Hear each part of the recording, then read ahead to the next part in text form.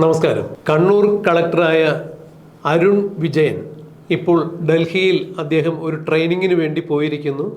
അഥവാ ADM നവീൻ ബാബുവിൻ്റെ മരണവുമായി ബന്ധപ്പെട്ട ഹൈക്കോടതി നടപടികൾ, അതായത് ഹൈക്കോടതിയിൽ നവീൻ ബാബുവിൻ്റെ ഭാര്യ മഞ്ജുഷ നൽകിയിരിക്കുന്ന ഹർജി, നവീൻ ബാബുവിൻ്റെ മരണത്തിൽ CBI അന്വേഷണം വേണമെന്നുള്ള ആ ഹർജിയിൽ ഹൈക്കോടതിയിൽ വാദം നടക്കുന്നു. ഈ വാദപ്രതിവാദങ്ങളെല്ലാം കഴിഞ്ഞ് ഹൈക്കോടതി ഈ കേസിൽ എന്ത് നടപടിക്രമങ്ങളാണ് സ്വീകരിക്കുക, ഈ നടപടിക്രമങ്ങൾ പൂർത്തിയായതിനു ശേഷം മാത്രം കളക്ടർ അരുൺ വിജയൻ കേരളത്തിലേക്ക് വന്നാൽ മതി എന്ന രീതിയിൽ തന്നെയാണ് ഇപ്പോൾ അദ്ദേഹത്തെ ഇവിടെ നിന്നും ട്രെയിനിങ്ങിൻ്റെ പേര് പറഞ്ഞ് മാറ്റി നിർത്തിയിരിക്കുന്നത് എന്നുള്ളതാണ് ഒരു സംസാരം.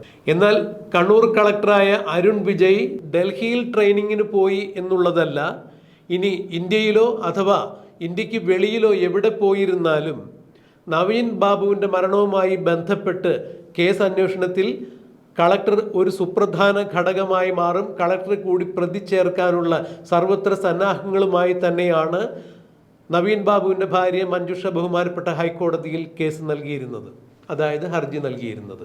ഈ ഹർജിയിൽ CPMന്റെ സംസ്ഥാന സെക്രട്ടറിയായ MB ഗോവിന്ദനും MB ഗോവിന്ദന്റെ ഭാര്യ ശ്യാമളയ്ക്കുമെല്ലാം കൃത്യമായ ഒരു പണി കൊടുത്തുകൊണ്ട് തന്നെയാണ് മഞ്ജുഷ ഹർജി നൽകിയിരിക്കുന്നത്. അതായത് നവീൻ ബാബുവിൻ്റെ മരണവുമായി ബന്ധപ്പെട്ട് നേരിട്ടും അല്ലാതെയും ബന്ധപ്പെട്ടിരിക്കുന്ന എല്ലാ കക്ഷികളെയും ഈ കേസിൻ്റെ പരിധിയിൽ കൊണ്ടുവരിക, ഇവരെ എല്ലാവരെയും CBI അന്വേഷണത്തിൻ്റെ പരിധിയിൽ കൊണ്ടുവരിക എന്നുള്ള ഉദ്ദേശത്തോടു കൂടി കൃത്യമായ നിയമോപദേശം കിട്ടിയത് കൊണ്ട് തന്നെയാണ് ADMന്റെ ഭാര്യ മഞ്ജുഷ ബഹുമാനപ്പെട്ട ഹൈക്കോടതിയിൽ ഇവരുടെ എല്ലാവരുടെയും പേര് ചേർത്തിരിക്കുന്നത്.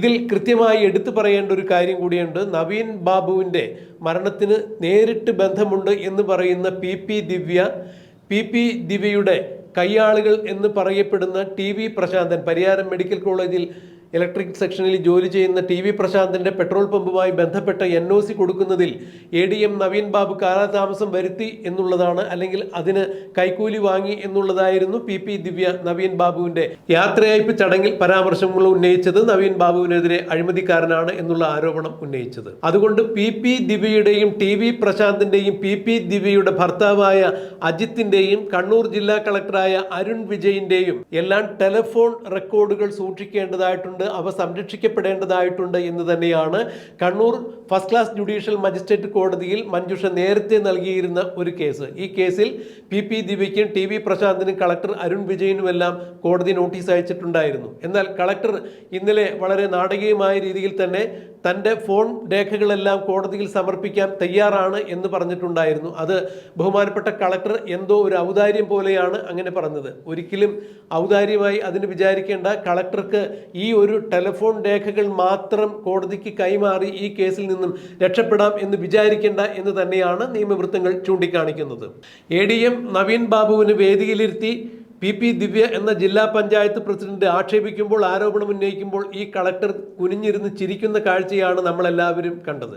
അതായത് ADM നവീൻ ബാബുവിനെ കുറിച്ച് ജില്ലാ കളക്ടർ അത്തരത്തിൽ ഒരു മോശമായ പരാമർശം നടത്തുമ്പോൾ ഡിസ്ട്രിക്ട് മജിസ്ട്രേറ്റ് കൂടിയായ ജില്ലാ കളക്ടർക്ക് അതിൽ ഇടപെട്ട് സംസാരിക്കാൻ അവസരമുണ്ടായിരുന്നു. തൻ്റെ സഹപ്രവർത്തകനായ ADM നവീൻ ബാബുവിനെ കുറിച്ച് ഇങ്ങനെ പരസ്യമായി ആക്ഷേപകരങ്ങളായ കാര്യങ്ങൾ ഉന്നയിക്കരുത് എന്ന് ഡിസ്ട്രിക്ട് മജിസ്ട്രേറ്റായ കളക്ടർക്ക് PP ദിവ്യയോട് പറയാമായിരുന്നു. അതിനുള്ള അധികാരവും അവകാശവും കളക്ടർക്കുണ്ടായിരുന്നു. എന്നാൽ കളക്ടർ അവർ പറയുന്നത് കേട്ട് മിണ്ടാതിരുന്നതേ ഉള്ളൂ എന്ന് മാത്രമല്ല, കുമ്പിട്ടിരുന്ന് മുഖം പൊത്തി ചിരിക്കുന്ന കാഴ്ചയാണ് കണ്ടത്. അതായത് നവീൻ ബാബുവിനെ അപഹസിക്കുന്ന രീതിയിൽ PP ദിവ്യ ഓരോരോ കാര്യങ്ങൾ ഉന്നയിക്കുമ്പോൾ ഈ കളക്ടർ അത് കേട്ട് ADM നവീൻ ബാബുവിനെ പരിഹസിച്ചിരിക്കുന്ന കാഴ്ചയാണ് നമ്മൾ അന്ന് കണ്ടത്.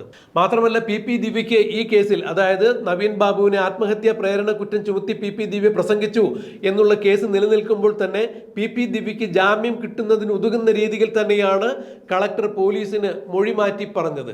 ആദ്യം കൊടുത്ത മൊഴികളിൽ ഒന്നും തന്നെ കളക്ടർ പറയാത്ത ഒരു മൊഴിയാണ് പിന്നീടാണ് കളക്ടർ പോലീസിന്റെ മുന്നിൽ ഇത്തരത്തിലൊരു മൊഴി മാറ്റി പറഞ്ഞത്. അതായത് ADM നവീൻ ബാബു യാത്രയയപ്പ് ചടങ്ങിന് ശേഷം തൻ്റെ ചേംബറിലേക്ക് വന്നിട്ടുണ്ടായിരുന്നു. ചേംബറിൽ വെച്ച് തനിക്ക് തെറ്റുപറ്റി എന്നാണ് നവീൻ ബാബു കളക്ടറോട് പറഞ്ഞത് എന്ന് കളക്ടർ പിന്നീട് വ്യക്തമാക്കുകയുണ്ടായി. പോലീസിന് അത്തരത്തിൽ ഒരു മൊഴി കൊടുക്കുകയുണ്ടായി.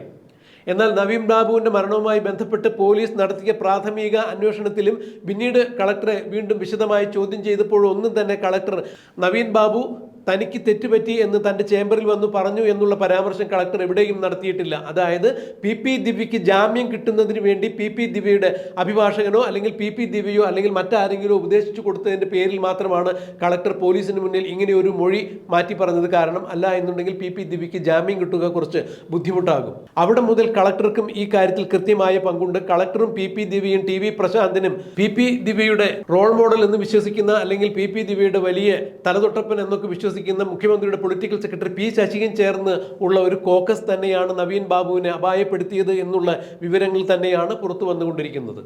എന്തായാലും കളക്ടർക്ക് ഈ വിഷയത്തിൽ കൃത്യമായ പങ്കുണ്ട് എന്ന് തന്നെയാണ് മഞ്ജുഷ ബഹുമാനപ്പെട്ട ഹൈക്കോടതിയിൽ നൽകിയിരിക്കുന്ന ഹർജിയിൽ സൂചിപ്പിച്ചിരിക്കുന്നത്. അതുകൊണ്ട് കളക്ടറുടെ ചേംബറിലെ CCTV ദൃശ്യങ്ങൾ കൂടി പരിശോധിക്കണം എന്നൊരാവശ്യം മഞ്ജുഷ മുന്നോട്ട് വച്ചിട്ടുണ്ട്.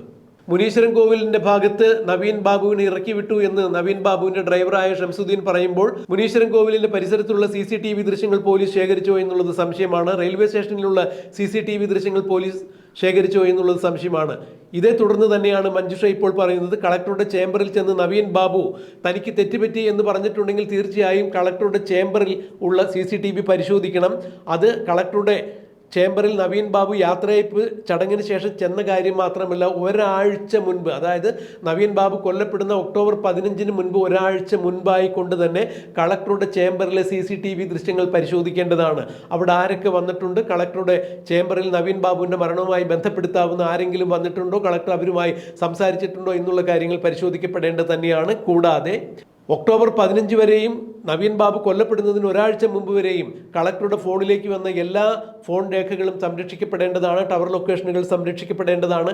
അത് കണ്ടെടുക്കേണ്ടത് തന്നെയാണ് എന്ന് നവീൻ ബാബുവിൻ്റെ ഭാര്യ മഞ്ജുഷ പറയുന്നു. ഇതുപോലെ തന്നെ നവീൻ ബാബു കൊല്ലപ്പെടുന്നതിന് ഒരാഴ്ച മുമ്പ് പി ദിവ്യയുടെയും പി ശശിയുടെയും ടി വി പ്രശാന്തിൻ്റെയും ദിവ്യയുടെ ഭർത്താവായ അജിത്തിൻ്റെയും എല്ലാം പോലീസ് കൃത്യമായി ഫോൺ രേഖകൾ പരിശോധിക്കേണ്ടതാണ്, സംരക്ഷിക്കപ്പെടേണ്ടതാണ്, ടവർ ലൊക്കേഷനുകൾ നോക്കിയെടുക്കേണ്ടതാണ് എന്ന് പറയുമ്പോൾ ഇതിൽ CPMൻ്റെ നേതാക്കൾ അടക്കമുള്ള ആളുകളെ അടപടലം പൂട്ടുക എന്നുള്ള കൃത്യമായ ലക്ഷ്യത്തോടു കൂടി തന്നെയാണ് മഞ്ജുഷ ബഹുമാനപ്പെട്ട ഹൈക്കോടതിയിൽ ഇവരുടെ പേരുകൾ ചേർത്ത് ഹർജി കൊടുത്തിരിക്കുന്നത്. CBI അന്വേഷണം വരികയാണെങ്കിൽ ഇത്തരക്കാരുടെ പേരിലുള്ള ഒരു അന്വേഷണം ആവശ്യപ്പെട്ടുകൊണ്ട് തന്നെ, അഥവാ ചില കാര്യങ്ങളിൽ ഞങ്ങൾക്ക് ഇന്ന ആളുകളെ സംശയമുണ്ട്, ഇന്ന ആളുകളുമായി ബന്ധപ്പെട്ട സംശയങ്ങളിൽ സംശയാസ്പദമായ ഒത്തിരി ദുരൂഹതകളുണ്ട് എന്ന് തന്നെയാണ് മഞ്ജുഷ ബഹുമാനപ്പെട്ട ഹൈക്കോടതിയിൽ നൽകിയിരിക്കുന്ന ഹർജിയിൽ പരാമർശിച്ചിരിക്കുന്നത്.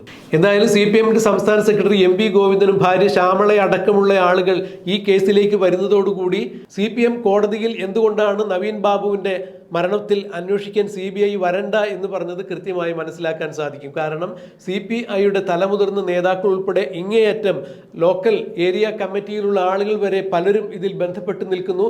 ഒളിഞ്ഞും തെളിഞ്ഞും നേരിട്ടും അല്ലാതെയും പലർക്കും ഈ നവീൻ ബാബുവിൻ്റെ മരണത്തിൽ പങ്കുണ്ട് എന്നുള്ള വസ്തുത പുറത്തു വരുമ്പോൾ തീർച്ചയായും CBI അന്വേഷണം കോടതി അനുവദിക്കുകയാണെങ്കിൽ മിക്കവാറും കോടതിയുടെ ഭാഗത്തു നിന്ന് CBI അന്വേഷണത്തിന് അനുമതി ഉണ്ടാകും എന്ന് തന്നെയാണ് ഇപ്പോൾ സൂചന ലഭിക്കുന്നത്. അഥവാ അങ്ങനെ തന്നെയാണ് കേരളത്തിൻ്റെ സമൂഹം വിശ്വസിക്കുന്നത്.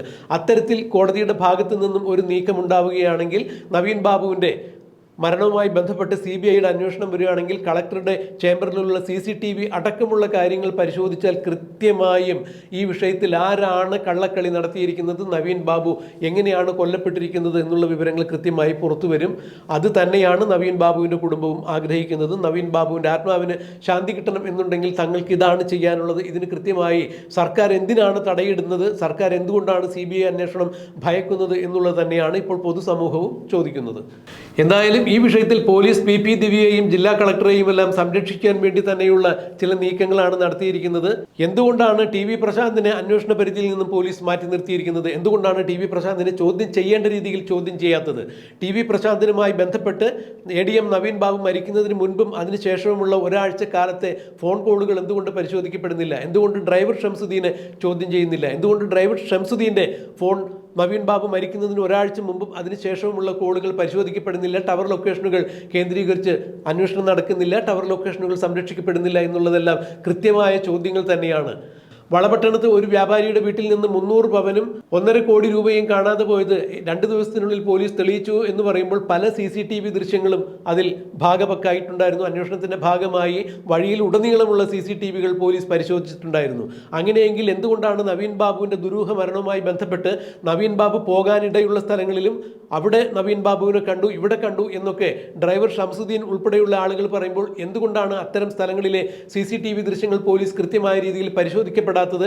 എന്തുകൊണ്ടാണ് കളക്ടറുടെ ചേംബറിലെ CCTV ദൃശ്യങ്ങൾ പോലീസ് എടുക്കാതിരുന്നത് എന്നുള്ള കാര്യങ്ങളെല്ലാം ഇപ്പോഴും ദുരൂഹത ഉണർത്തുന്നത് തന്നെയാണ്. ഈ കാര്യത്തിൽ പോലീസും സർക്കാരും ഒത്തുകളിച്ച് CPMന്റെ ഉന്നത നേതാക്കളായ PP ദിവ്യയെയും അതുപോലുള്ള മറ്റു ചില ആളുകളെയും സംരക്ഷിച്ചെടുക്കുന്നതിന് വേണ്ടി ചില നാടകങ്ങൾ നടത്തുന്നു എന്ന് വേണം ഇതിൽ നിന്ന് മനസ്സിലാക്കാൻ. എന്തായാലും ബഹുമാനപ്പെട്ട ഹൈക്കോടതി നവീൻ ബാബുവിന്റെ മരണത്തിൽ CBI അന്വേഷണം വേണം എന്നുള്ളൊരു തീരുമാനം എടുത്തു കഴിഞ്ഞാൽ ഈ നാടകങ്ങൾക്കെല്ലാം അവസാനമാകും. തീർച്ചയായും ഇതിൻ്റെ അണിയറയിൽ പ്രവർത്തിച്ച ആളുകളെ, നവീൻ ബാബുവിൻ്റെ മരണത്തിന് പിന്നിലുള്ള ആളുകൾ ആരൊക്കെയാണോ അവരെ എല്ലാവരെയും നിയമത്തിൻ്റെ വഴിയിൽ കൊണ്ടുവരാൻ സാധിക്കും എന്ന് തന്നെ കേരളത്തിൻ്റെ പൊതുബോധവും നവീൻ ബാബുവിൻ്റെ കുടുംബവും വിശ്വസിക്കുന്നു. എന്താണ് ഇനി സംഭവിക്കാൻ പോകുന്നത് എന്ന് നമുക്ക് കണ്ടറിയാം, കാത്തിരിക്കാം.